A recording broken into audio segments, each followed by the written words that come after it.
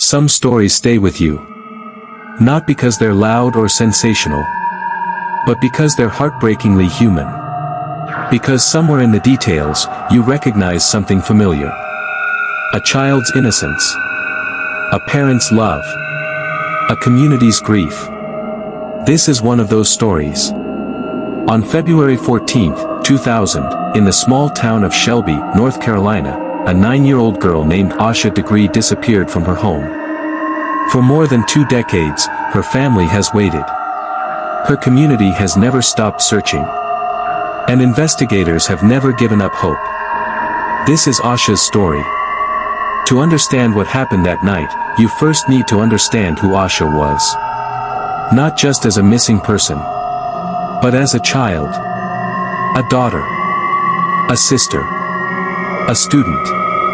Asha Degree was born on August 5, 1990, to Harold and Aquila Degree. She had an older brother, O'Brien, who she was close with. The Degrees were a tight-knit family. They lived in a modest home on Oakcrest Street. Harold worked hard to provide. Aquila was devoted to her children. They attended church together. They ate dinner together. They laughed together. Asha was quiet by nature. Thoughtful. Shy around new people, but warm once she knew you. She loved basketball. She played on her school team and took pride in every practice, even when things didn't go perfectly. She loved reading. Her teachers said she was a good student, focused, polite, eager to learn. She loved her family most of all. Her parents described her as a homebody. She didn't like sleepovers. She didn't like being away from her parents for long. She was comforted by routine, by familiarity, by the sound of her mother's voice. And she was afraid of the dark. This was unusual for a 9-year-old. But for Asha, it was significant. She slept with a nightlight. She didn't like storms. She didn't wander outside alone, especially at night. So when investigators began piecing together what happened on the night of February 13, 2000, one question stood out above all others. Why would Asha leave her home in the middle of a storm?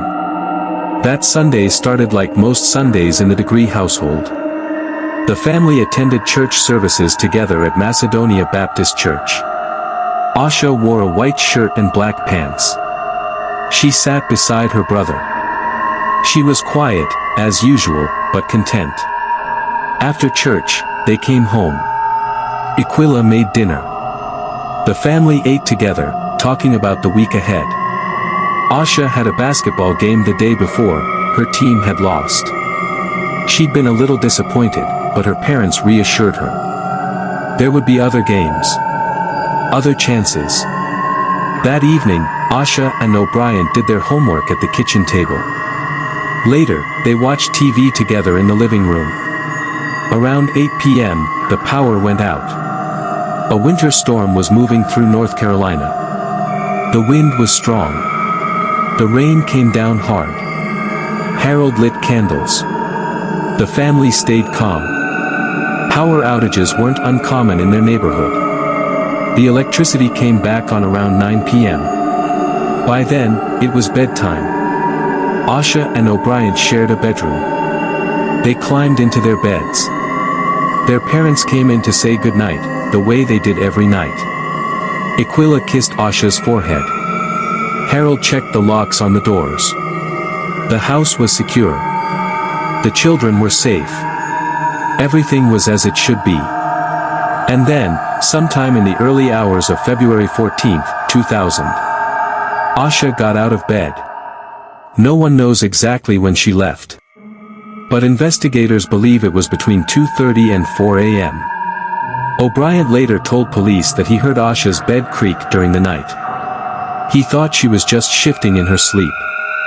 He didn't know she was getting dressed. She put on a white long-sleeved shirt and white sneakers. She packed a backpack with a few belongings. And she walked out of the house. Into the storm. Into the cold. Into the dark. The same dark she had always been afraid of.